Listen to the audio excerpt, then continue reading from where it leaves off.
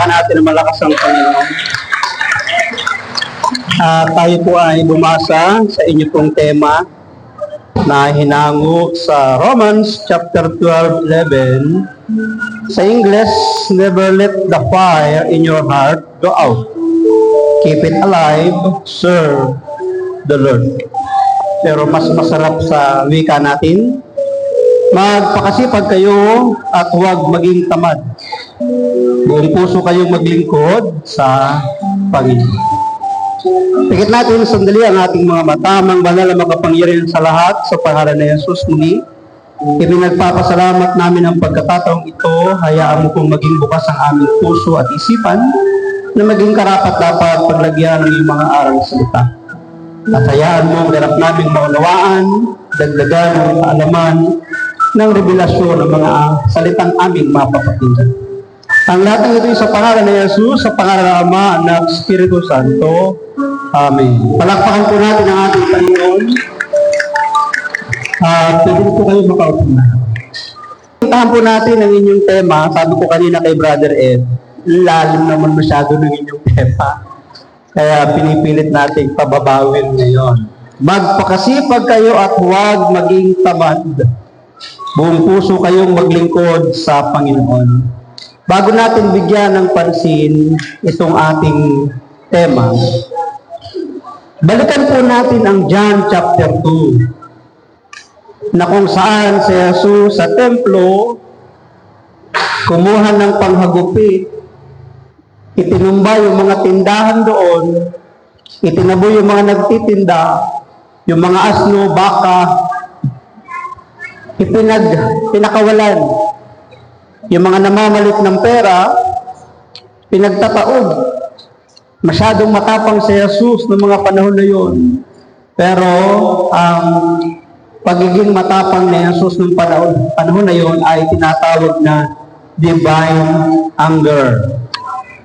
Meron siyang banal na pagkagalit sapagkat yung templo, ang tawag niya ay bahay ng kanyang ama.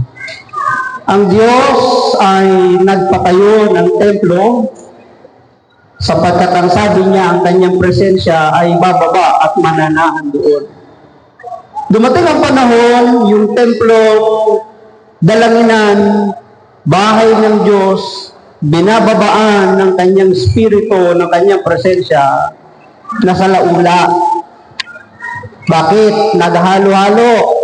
Nandoon yung mga sasamba, magpupuri, maglilingkod. Kaya lang, doon sa lugar na yun, marami nagtitinda, nagpapalit ng pera, sari-sari. So, halo-halo na. Kaya lang ginawa ng Panginoon, kumuha ng panghagupit. At sabi ng Biblia, sabi ng John chapter 2 verse 17, habang nasasaktihan nyo ng kanyang mga alagad, naalala ng kanyang mga alagad ang sinasabi sa kasulatan, ang malasakit ko sa iyong bahay ang tutupok sa akin. Nag-aapoy ang pagmamalasakit ng Panginoon sa bahay ng kanyang ama. Ang tanong ngayon ay ito, nag-aapoy pa rin ba ang ating buhay paglilingkod sa Panginoon? O habang tumatagal, tumatabang ng tumatabang?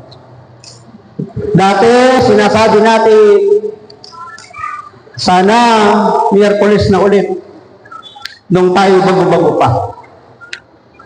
Katagalan ng panahon, ano lang sinasabi natin? Miyerkules na naman. Nagbago. Dati, sabik na sabik tayong dumating yung araw na tayo ay maglilingkod sapagkat kakatagpuin natin ang ating Panginoon. Pero dumating ang panahon, Miyerkules na naman. Parang nagsasawa. Yun ang panganay kong anak nung siya'y maliit pa, dahil kami mag-asawa, kaming pamilya involved sa gawain. Pag uwi na kami, galing Ambel, ang sister wife ko, nagbubukas pa ng radyo, papakinggan yung replay. Sabi ng anak kong panganay nung maliit pa siya, wala na ba tayong kasawa-sawa? Nanggaling na tayo sa gawain. Pag uwi sa bahay, gawain pa rin yung papakinggan. Bata pa naman siya noon. So dumarating ang panahon, parang nauumay na tayo. Sabi mo sa katabi mo, kami ay walang umay. Paano malalaman ng isang tao na walang umay? Tingnan ang braso.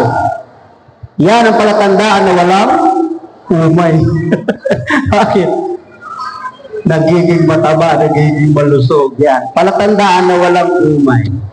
So, simulan natin sa pasimulang pagtatanong. Bakit nga ba maraming tumatabang sa paglilingkod? Kasi ito po yung ating pinakatema. Uumpisahan ko muna sa tanong. Bakit marami sa atin ang tumatabang sa paglilingkod? Nilista ko isa-isa kagabi. Una ay yung tinatawag na problem. Totoo na kapag ang isang tao ay nagkakaproblema, minsan naaapektuhan yung kanyang buhay paglilingkod. Minsan ito na yung nagiging dahilan kaya hindi siya nakakadalo, nakaka-attend sa mga gawain. Siyempre sa loob ng problema, nandito yung pagsubok, nandito na yung nawawalan ka na ng lakas, nawawalan ka na ng pag-asa. Minsan kasama na rin dito yung mga pagsubok mo sa loob ng tahanan sapagkat mismong mga kasambahay mo hindi naniniwala na ikaw ay nagpapabago sa Panginoon. Taas ang kamay na naririto na walang problema. Talaga naman ang bata, walang problema eh. Dahil kakain, tutulog, bahala si nanay, si tatay sa kanyang pangailangan. Totoo yun. Minsan, habang tayo tumatagal sa paglilingkod, dahil sa dami nating pinagdadaan ng pagsubok at problema sa buhay, parang gusto na nating umayaw. Sabihin mo sa iyong katabi, walang ayawan to. Sana ako ng dahilan, bakit tayo tumatabang, nananabang? Problema. Hindi ko na masyadong i-elaborate kasi apat ito eh. Pangalawa, na dahilan kung bakit tayo tumatabang, alam nyo kung ano? Problem with co-workers. Problema sa kasamahang manggagawa. So ako'y sa Davao, 3 beses na po ako na-assign doon. Yung ikatlong assign ko, may hinanap ako mag-asawa. Sabi ko sa kanila, buhay pa ba ang mag-asawang ito? Nanay, tatay ang tawag ko. Sabi nila, buhay pa. Isang buwan na ako halos dito, hindi ko siya nakikita. Nagdayusisa na tayo, hindi ko siya nakita. Doon sa kanilang gawain, hindi ko na sila nakikita. Sabi ko, samahan ko nga ako sa kanila. Sinamahan naman ako. Pagdating namin sa kanila, sabi ko, Nay, isang buwan na ako nahigit dito sa Davao. Hinahanap ko kayo. Hindi ko kayo makita. Malapit na naman ang dayusisan. Attend kayo sa dayusisan. Alam nyo, kasabi-sabi ba naman sa akin, anak, mag-attend lang kami sa dayusisan kapag hindi na namin nakikita yung mga mukha na mag-workers. Minsan totoo na ang nakakapagpatabang sa atin, mga kasamahan natin sa gawan. Sabihin mo sa katabi mo, walang ganyan dito sa tala. Wala rin ganyan sa Amparo. Diba? Minsan talaga, ang pinanggagalingan ng ating panghihina, ng ating pananabang, ng ating buhay paglilingkod, mga kasamahan natin. Sa bagay, sabi nga, sino pa ba ang gagamitin ng Diyos para sukatin yung buhay paglilingkod mo? Yung bang mga taong nasa malalayo o yung mga taong nasa malalapit? Yung mga tao na rin nasa malalapit. Pero, hindi dapat maging dahilan na ang iyong kasamahan sa gawain, sa paglilingkod, ang siyang magpahinto at magpatigil ng paglilingkod mo sa Panginoon. Sabihin mo sa katabi mo, laban pa. Bakit? Hindi naman workers ang ipinupunta natin sa gawain eh. Ang pinupuntahan natin at ang kabait natin dito ay Diyos, si Yahweh El Shaddai. Sapagkat siya ang magpo-provide, ang tutugon, ang magbibigay solusyon sa lahat ng ating mga suliranin. Tapikin ng balikat, sabihin mo sa kanya, laban pa. Kakailan natin yung pangalawa. Pangatlo, Yung tinatawag na laziness. Ano yun? Laziness, katamaran. Meron daw isang anak ang nagsabi sa kanyang nanay, "Ma, hindi mo na ako papasok ngayon, tinatamad ako." Sabi nung nanay niya, "Hindi ka pwedeng tamarin sapagkat hindi ka na estudyante, teacher ka na ngayon, naghihintay ang mga estudyante mo doon sa eskwelahan pinapasukan." Minsan yung katamaran natin nung kabataan, dala-dala pa rin natin hanggang nung nagkakaedad tayo. Ang mga anak ng Diyos, hindi dapat tinatabad. Minsan kasi, totoo din, na dumarating yung panahon na parang nakakatamad na. Dito po ba sa inyong chapter, o dito sa inyong gawain, may mga tinatamad na ba? Para walang pumikil. Ibig sabihin, walang tinatamad. Ibig sabihin, ang nalarito ay masisipag. Paano kaya kung ang Diyos ang tamarin? Nasagutin ang ating mga panalangin dahil tinatamad din tayong siya ay katagpuin. Siya ay puntahan. Siya ay paglingkuran. Paano kaya kung ang Diyos naman ang tamarin pakinggan tayo? Sino ang lugi? Di tayo. Panghuli, mga kapatid, na mga dahilan kung bakit tayo nananabang, sabi ng ating nabasang statistic, mas marami daw ang naglalaylo, ang mga tumitigil, ang nawawala sa paglilingkod, hindi dahil may sakit, may pagsubok, problema, kahirapan. Ang karamihan daw na nawawala sa paglilingkod ay yung mga taong pinagpala na sa buhay. Yung sumagana. Totoo, kapag tayo'y pinapasagana minsan ng Diyos, dahil sa ating kasaganahan, nakakaligtaan natin na ang nagpala sa atin ang Diyos, kaya't nakakalimutan na natin maglingkod. Na ako na-assign ng Camarines Norte, 2 beses na ako na-assign dyan. Noong unang assign ko, inaakyat namin yung mga bundok, yung mga sulok-sulok diyan sa Paracale, sa Panganiban, diyan sa Labo, na bandang sakupan ng Camarines Norte. Talagang inaakyat namin yun. Nung ako yung unang na-assign doon, ang daming sumasamang mga sister. Nag-outreach kami, wala pang NPG, hindi pa NPG ang tawag doon, outreach talaga. Nagbabahay-bahay.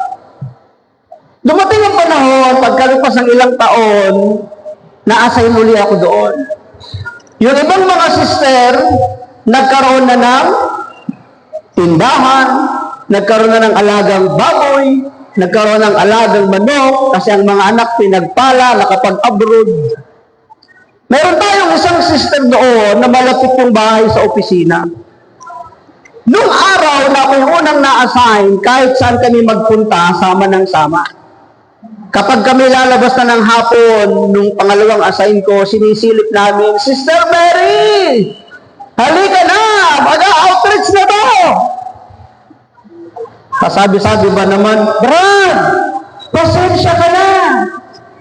Walang magbabantay ng tindahan ko." Biruin mo, dahil doon sa kanyang tindahan, yun na ang nagiging kasangkapan at gamit niya pang alibay para hindi siya makapaglingkod sa Panginoon. Minsan, ang ginagamit natin ng mga dahilan at alibay kasi walang magbabantay sa baboy na alaga ko, walang magbabantay sa manok na inaalagaan ko. Minsan, ang ginagamit natin alibay, wala kasing magbabantay sa apo ko. Wala kasing magbabantay sa bahay namin.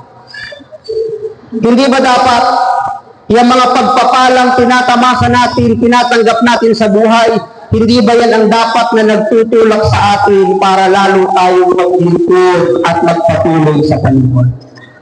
Hindi ba dapat yan yung gatong at apoy? Dahil tayo pinagpapala, dapat patuloy tayong magpagamit sa Panginoon.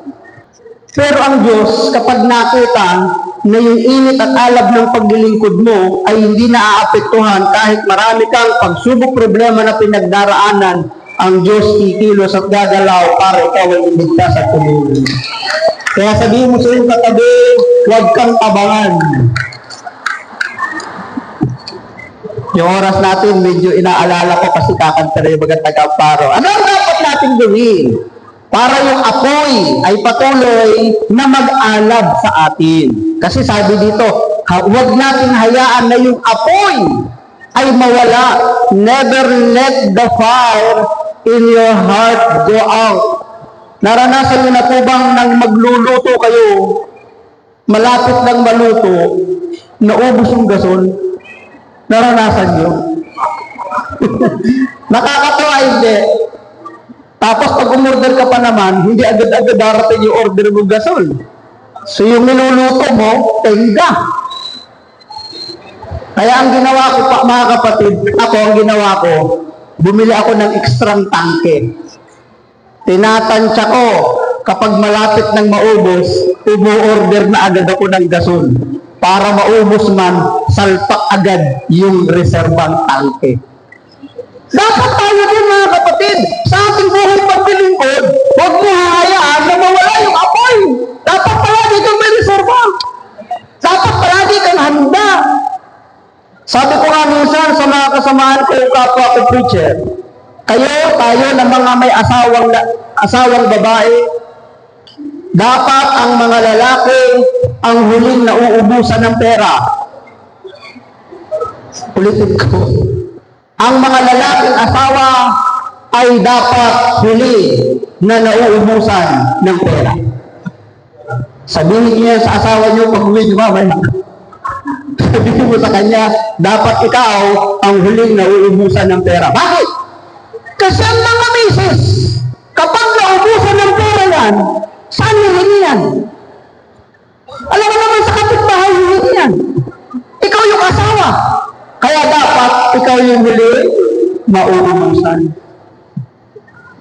Dahil pag siya'y tinapos at naubusan, ikaw ang hihingian. Kaya ako palagi ako may nakatabing pera eh. Kasi pag may nangailangan, kailangan may abot ka. Bakit? Ang mga babae pa naman, kapag humingi at hindi mo nabigyan, nang-aaway. Sabi mo sa katabi mo, hindi ako ganun. Diba? Isa pati ang mga sister, wala ganyan. Kapag walang maibigay ang mister, nang-aaway na. So ano ang dapat natin gawin? Number 1, para patuloy na mapag-alab ang ating buhay paglilingkod. Ito po, English nga lang. Serve with passion. Pag sinabing maglingkod na may kasamang passion, ganito. May mga tao na minsan mahirap yung kanilang ginagawa, pero ipinagpapatuloy nila yung kanilang ginagawa. Bakit? Kasi meron silang tinatawag na passion. Mahal nila yung kanyang ginagawa. Kapag ang paglilingkod, pag ang iyong pagdalo ay walang kalakip na pagmamahal, sigurado madali kang pamarin. Madali kang huminto. Kaya nga dapat minamahal mo ang iyong paglilingkod. Sabi ng aking biyanan nung siya nabubuhay pa, sabi niya sa akin, bilin sa aming mag-asawa, habang ang inyong mga anak ay nagpapakalong, nagpapahalik, nagpapayakap, yakapin ninyo, halikan ninyo, kalunin ninyo, sapagkat darating ang panahon, kahit gusto mo silang yakapin, gusto mo silang halikan, gusto mo silang kalunin, hindi na sila magpapahalik at magpapayakap. Totoo! Nung lumaki na, kahit gusto mong yakapin, gusto mong halikan, ayaw na! Eh, nung sila'y maliliit pa, kapag meron silang nakikita ang kinakain ko, hingi ng hingi. Pahingi. Kahit kinakain ko na. Ang gagawin ko naman, ito, susubo ko, tinatanggap. Bakit mga bata pa sila eh? Kinukuha lang kami ng bibigyan, kinakain ko. Paano ko lumaki na? Kahit masarap yung kinakain ko, pag humihingi, gusto niyo? Yeah! Si Papa, galing sa binibigay sa akin. Nagbabago eh, di ba? Habang naririto ka sa buhay paglilingkod, yung alam, yung pagmamahal mo, huwag mong hahayaang lumamig. Sabi mo sa katabi mo, passion. Pangalawa mga kapatid na dapat natin gawin, use spiritual gifts. Tayo pong lahat, mga kapatid, mula nang tanggapin natin si Jesus, nakaranas tayo ng baptism of the Spirit. Walang taong magsasabing wala akong tinanggap na spiritual gifts. Meron. Lahat tayo ay may tinanggap na spiritual na kaloob. Ulitin ko mga kapatid, lahat tayo ay binigyan ng spiritual gifts. Tatanungin ko muna kayo, may oras pa naman ako. Sinisipat-sipat ko yung oras. Lahat ba kayo naka-attend na ng Catholic Life on the Spirit Seminar? Sino po yung hindi pa naka-attend ng Life on the Spirit Seminar? So, halos lahat na naka-attend. Sa Catholic Life on the Spirit Seminar, mayroong tinatawag na baptism of the Holy Spirit. Ang spiritual gifts ay ibinibigay sa tatlong paraan. Una ay yung tinatawag na immediate. Ano yung una? Immediate. Anong ibig sabihin ng immediate? Agad-agad. Nung umattend ka ng Catholic Life on the Spirit Seminar, dumalo ka at ikaw ay nabautismuhan, agad-agad may tinanggap kang spiritual na kaloob. Ang tawag doon, immediate.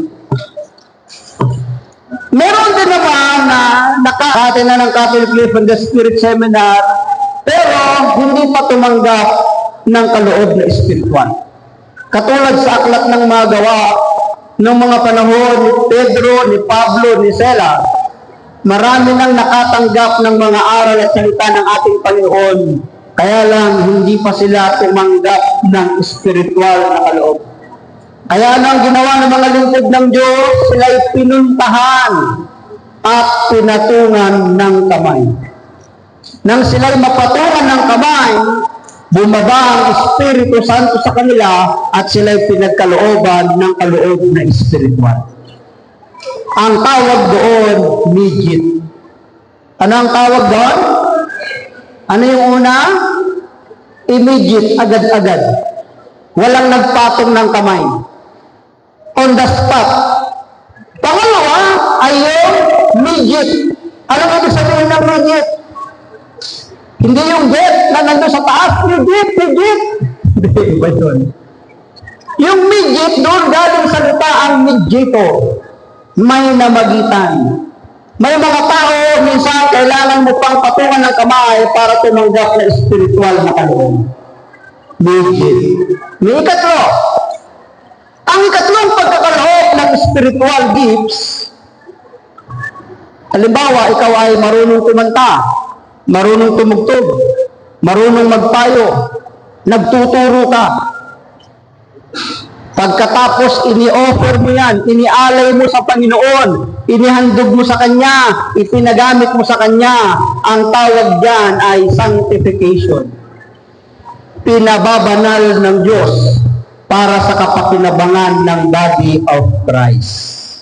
Lahat tayo ay may mga spiritual gifts, magkakaiba lang.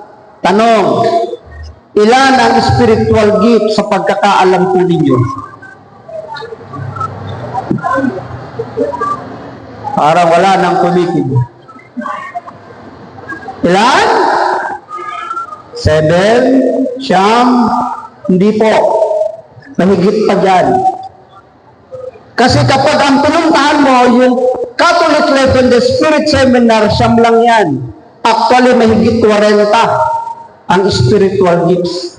Mayroong kakayahang makapagbigay, makapagpayo, mayroong kakayahang makapagpagaling, gumawa ng himalat kababalaghan, mayroong kakayahang makapagbigay ng kahabagan, man, napakarami.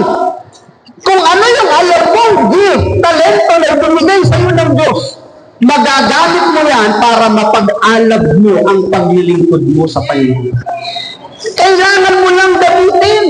Kailangan natin i-exercise. Kaya naman ikalawa, use spiritual gifts para mapakinabangan ng ating kapwa at maparangalan ang Diyos. Tandaan natin, kapag bibigay tayo ng parangal sa Diyos, pag natuwa ang Diyos, lumalakas tayo. Anong sabi ng kanta? The joy of the Lord is our strength. So ikatlo mga kapatid na dapat natin gawin para yung pag-aalab ng Espiritu Santo ay makapagpatuloy, keep the fire burning. Ang sasakyan mga kapatid, kapag nauubusan at malapit nang maubos ang gasolina, meron pong kanya ni gauge. Makikita mo doon yung fuel gauge o malapit nang ma-empty. Anong gagawin mo kapag nauubos na yung laman? E di magpapakarga ka? Sapagkat kung mauubos yung laman, mawawala ang dating, titigil ang pagtakbo ng iyong sasakyan. Tayo din mga kapatid sa ating buhay, paglilingkod. Kapag hindi mo yan ginagatungan, hihinto ka na lang, titigil ka na lang, magugulat ka na lang, hindi ka na umaatin. Hindi ka na dumadalo. Bakit? Hindi mo nalagyan ng gasolina yung buhay paglilingkod mo. Paano natin dadagdagan ang gasolina sa ating buhay paglilingkod? Sa pamamagitan ng pananalangin. Kapag tayo po'y nananalangin, nakikipag-communion tayo sa Panginoon. Kapag tayo nananalangin, nakikipag-usap ang Diyos sa atin. Kapag tayo nananalangin, sumasagot ang Diyos sa ating mga panalangin. Kapag nawala ang ating panalangin sa Diyos, yun ang simula na nauubos na yung gasolina sa iyong buhay. Kaya sabihin mo sa katabi mo, huwag kang magsawang panalangin. Anong sabi ni Pablo? Pray without ceasing. Huwag kang titigil sa panalangin hanggat hindi mo nakakamit ang mga bagay na hinihingi mo kay Yahweh El Shaddai. Sabihin mo sa iyong katabi, sige lang. Paapat! Ayan, ano yung una? Serve with passion. Use spiritual gifts. Keep the fire burning sa magitan ng fuel. Yun yung ating panalangin. At ikaapat, be joyful in hope. Huwag iwawala ang ating pag-asa. Ito ginamit ko pong isang halimbawa. Meron pong isang binata. Sabi niya sa kanyang sarili, mabuti pa kaya magpakamatay na lang ako. Nang ibuhos ng Diyos ang kamalasan sa mundo, mukhang nasa luko lahat. Sabi niya, hindi ako swerte sa pamilya. Ang nanay at tatay ko sa mga kapatid ko, hindi ako swerte. Hindi ako swerte sa pag-aaral, dahil hindi ako nakatapos pag-aaral. Hindi ako swerte sa pagtatrabaho, sapagkat hindi ako matanggap sa trabaho. Hindi ako swerte sa pagliligaw, malas ako sa pag-ibig. Kaya ang sabi niya, mabuti pa kaya, magpakamatay na lang ako. Maghahanap ako ng tulay. Yung medyo mataas-taas, para isahang talunan lang. Alam niya, nang siya makakita ng tulay, hindi niya alam na sa kabilang dulo, meron siyang masasalubong na isang pulubi na walang paa, walang tuhod, walang binti, na nakasakay lang sa tabla na may gulong ng bearing, at ginagamit ang kamay para makalakad. Nung sila'y magkasalubong sa bandang gitna, sabi ng pulubi sa kanya, mga palubos. Sabi ng binata, sa isip niya, total, magpapakamatay na ako, hindi ko na kailangan ng pera. Kinuha yung wallet, ibinigay yung 50. Sabi niya, ayan, sa'yo na yan. Natuwa yung pulubi. Dahil first time niya may naglimos ng buo. Sabi niya, ito, pati wallet ko, sa'yo na. Hindi ko yan kailangan, sapagkat magpapakamatay na ako, tatawag na ako dyan sa bulan. Nung marinig yun ng pulubi, ano? Tatalong ka na dito sa tulay. Hindi ko kailangan ng pera mo. Pinapon yung 50 sa baba ng tulay. Hindi ko kailangan ng wallet mo. Pinapon sa baba ng tulay. Sabi niya, ano? Magpapakamatay ka? Alam mo ba, kung mayroong taong magpapakamatay, hindi ikaw. Ako. Ikaw, kumpleto ang pagkatao mo mula ulo hanggang paa. Ako, base lang. Wala akong sariling tirahan. Wala na akong mga mahal sa buhay. nauubusan ako, kung ng gabi, doon ako natutulog. Wala sa tamang oras ang pagkain ko dahil ako nanlilimos lang. Swerte kung may magbigay. Kung may taong magpapakamatay, hindi ikaw, ako. Pero sabi ng pulubi, pero minsan, hindi sumagi sa isip ko ang magpakamatay sapagkat ang sabi ng kasabihan, habang may buhay, may pag-asa. Sabihin mo sa iyong katabi, habang may buhay, may pag-asa. Kung nabigo ka sa panganay mo, nakala mo siya ang magsasalba ng kahirapan ninyo, biglang nag-asawa, huwag kang mawalan ng pag-asa. Malay mo, ang ikalawa mo palang anak ang mag-aamoy sa iyong kahirapan. Huwag mo hihinto, huwag mo ibibilanggo ang iyong pag-asa sa katiguan. Hindi na siguro magbabago ang asawa ko. Kapag sinabi mo, hindi na siguro magbabago, ibinibilanggo mo sa kabiguan ng iyong sarili. Sabihin mo palagi, babaguhin din ng Diyos ang aking asawa sapagkat si Pablo nga maraming pinatay naging apostol pa. Diba? Kaya sabihin mo sa iyong katabi, yayaman ka rin. Sabihin mo sa katabi mo, gagaling ka pa. Sabihin mo sa katabi mo, makakapag-approve ka rin. Be positive. Huwag tayong mawawalan ng pag-asa. Hindi ko po alam ang inyong pangailangan ngayon. Hindi solusyon ang paghinto, ang pagpigil, ang paglaylo. Ang solusyon, magpatuloy tayo at huwag mawawalan ng pag-asa sa ating Panginoon. Yan ay kaapat, be joyful in hope. Maging masaya tayo sa ating pag-asa. At panghuli, help needy Christians ang magkawang gawa. Alam niyo, sabi ng kasabihan, sinasabi mismo ng Biblia, mas mapalad ang nagbibigay kaysa tumatanggap. Ano ba ang isang kahulugan ng mapalad? Eh di masaya. Akala natin yung mga tumatanggap ang masaya. Hindi.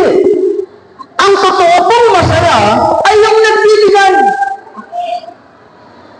Gugustuhin mo ba na palaging nag-aabang ng tulong galing sa ibang tao? Kaya masaya yung taong nagbibigay sapagkat meron siyang ibibigay. Samantalang yung wala, malungkot kasi naghihintay na may magbibigay. Ano ang gusto ninyo? Magbibigay o kayo ang bibigay? Kaya ang pagkakawang gawa, hindi natin nalalaman na tayo pala ay lumilikha ng sarili nating kaligayahan, ng kasiyahan. Alam po ninyo, sabi ng aming profesor sa aming general psychology, ang talaga daw na kapag papagaling sa ating karamdaman, alam nyo, yung happy hormone. Saan ba nanggagaling ang happy hormone? Kapag ang mag-asawa ay naglalambingan, nakaka-produce sila ng happy hormone. Iwasan natin yun kasi may mga bata dito. Sa mag-asawa lang ba nanggagaling ang happy hormone? Hindi. Sabi ng aming profesor, ang happy hormone din ay nanggagaling sa matatamis na pagkain. Halimbawa, tsokolate. Hindi mo alam kapag kumakain ka ng tsokolate, sumasaya ka. At habang ikaw ay sumasaya, yung karamdaman mo unti-unti gumagaling. Sapagkat ang pagkamasayahin, daig pa ang gamot na mamahalin. Kaya gusto mong gumaling, kumain kayo ng tubling. Kumain kayo ng tsokolate. Kumain kayo ng ice cream. Kasi nakakapag-produce ng happy hormone yun. Ngayon, tanong, talaga bang pagkain lang ang nakakapag-produce ng happy hormone? Hindi. May binanggit yung aming profesor.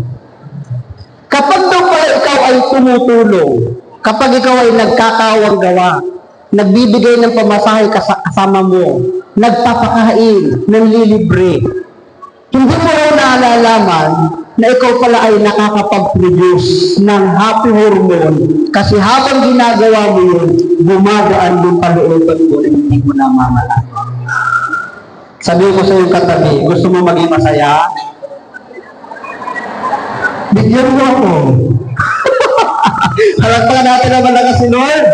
Yan na po yung panghuli, mga kapatid. Bago po ito magtapos, basahin ko po ang 1 Corinthians 15:58. Sabi dito, kaya nga, mga minamahal ng kapatid, magpakatatag kayo at huwag matitinag.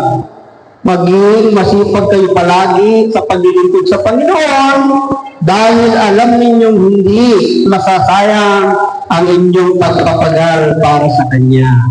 Para hindi mawala ang apoy sa inyong buhay paglilingkod, huwag kayong a-absent kapag may mga gawain katulad. Magandang hapon, palakpakan natin ang ating Panginoon. Inayahan ko na kayong tumayo.